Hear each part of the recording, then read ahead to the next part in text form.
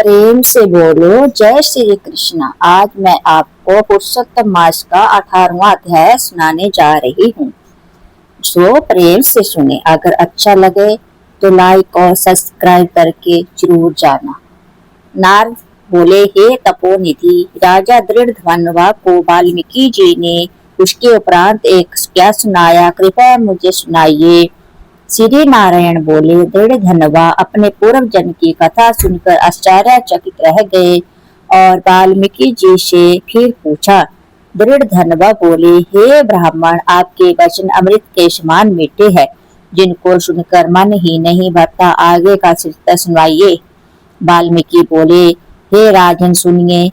वह ब्राह्मण जिस समय पुत्र शोक में विलाप कर रहा था, उस समय 10 दिशों में गर्जन करता मेघ छा गया और पर्वतों को कांपती हुई भयानक हवा चलने लगी। मेघ गर्जन से दिशाएं भर गई। महीने भर निरंतर वर्षा की झड़ी लग गई। धरती पर पानी पानी हो गया, किंतु पुत्र शोक में तपा ब्राह्मण कुछ ना जान सका। वह महीने भर अन्न जल त्याग हा पुत्र पुकारता हुआ रहा। विलाप करते महीना बीत गया। भगवान श्री कृष्ण का परम प्रिय महीना पुरुषोत्तम मास ही वह महीना था। ब्राह्मण को इसका ज्ञान न था, तब भी भगवान के स्मरण कीर्तन करते रहने से उस मास की ही सेवा हो गई तथा उसके फल स्वरूप श्री हरि अत्यंत प्रसन्न होकर प्रकट हो गए।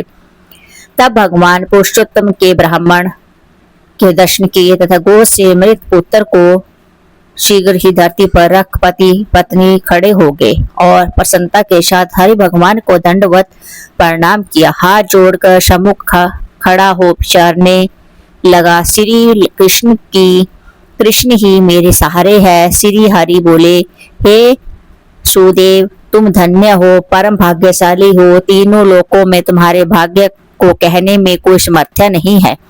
हे तपोधन, आप जो होनहार है वह सुनो। हे ब्राह्मण, तुम्हारे पुत्र की 12,000 वर्ष की आयु हो जाएगी।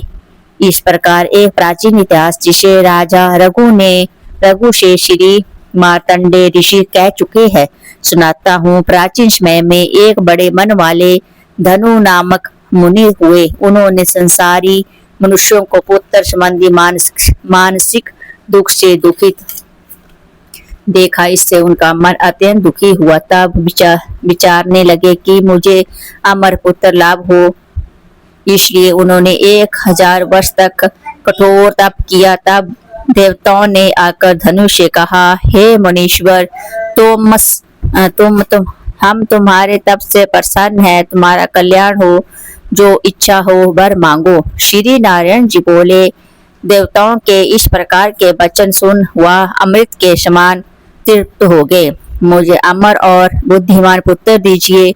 सब देवताओं ने कहा, ऐसा अभी पृथ्वी पर तो नहीं हो सकता। पर तब फिर ब्राह्मण ने कहा, नियमित आयु वाला पुत्र दे दीजिए। देवता बोले, नियमित किसे कहते हैं? मुनि बोले, यह सामने जो बड़ा पर्वत है, या जब तक रहे मेरा पुत्र भी तब तक जीवित रहे। तब देवता ऐसा ही हो या वरदान देकर स्वर्ग चले गए। धनु शर्मा ने भी समय आने पर वैसा ही पुत्र प्राप्त किया। वह पुत्र चंद्रमा सदृश बढ़ने लगा। जब यह 16 वर्ष का हो गया, तब उसके पिता धनु मुनि बोले, हे पुत्र, महात्माओं की कभी ना करना।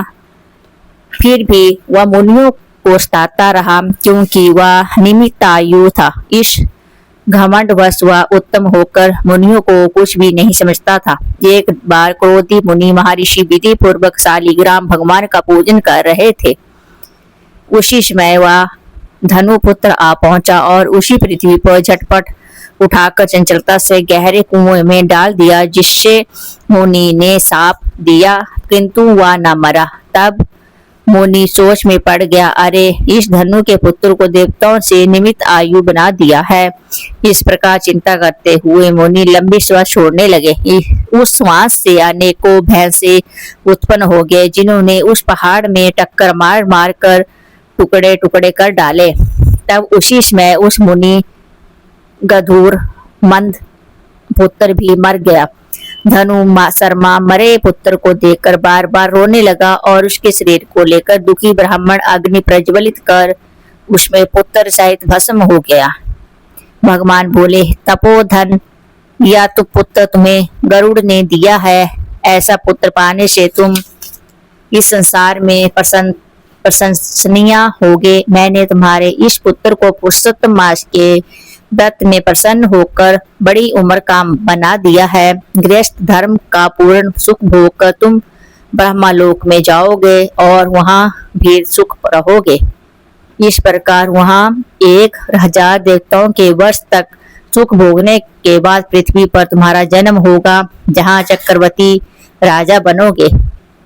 दृढ़ धनवा नामक राजा बनकर तुम अनेकों सुख समृद्धि सेना वाहन सहित आदि तुम्हारे 4 श्रेष्ठ पुत्र होंगे एवं एक भाग्यशालिनी सुशीला कन्या अत्यंत सुंदरी होगी। ये बड़ भाग्य इस प्रकार देव दान दुर्लभ अनेकों सुख भोगने वाले से तुम अपने को कृतार्थ मान बैठोगे और अज्ञान बस तुम्हारा मन दुस्तर संसारिक सुखों की ओर लग जाएगा। उस समय तुम संसार समुद्र के पार करने वाले विष्णु भगवान को भी भूल जाओगे। तब यही तुम्हारा पुत्र तोता बनकर बट वृक्ष पर बैठकर तुम्हें ज्ञान देगा। उस समय तुम तोते के श्लोक का भाव ना समझकर उदास हो घर आकर चिंता के समुद्र में लीन हो जाओगे। उस समय हे ब्राह्मणों उत्तम, तुम्हें वाल्मीकि ऋषि आकर ज्ञान देंगे। तब संन्यास निर्मित होने पर संसारिक सुखों को त्याग कर श्री हरि पद को अपनी स्त्री के साथ पाओगे, जिसमें गाया लौटता नहीं है। वह इस प्रकार भगवान के कहते वह ब्राह्मण पुत्र उठ बैठा। स्त्री पुरुष पुत्र को देख बड़े प्रसन्न हुए। देवता भी उनके ऊपर पुष्प वर्षा करने लगे। सुखदेव ने भी उठकर श्री हरि हर एवं माता पिता के चरणों में प्रणाम किया। उसी समय पुत्र को देखकर गरुड़ जी बड़े प्रसन्न हुए। ब्राह्मण आश्चर्यचकित होकर श्री जगदीश्वर हरि को प्रणाम कर हाथ जोड़ अपने हृदय के संन्यास निर्मिति के लिए मधुर वचन में बोला, हे प्रभु, मैं 4000 वर्ष तक कठोर तप करता रहा। तब अपने प्रकट होकर कहा, हे पुत्र, तुम्हारे भाग्य में पुत्र नहीं है।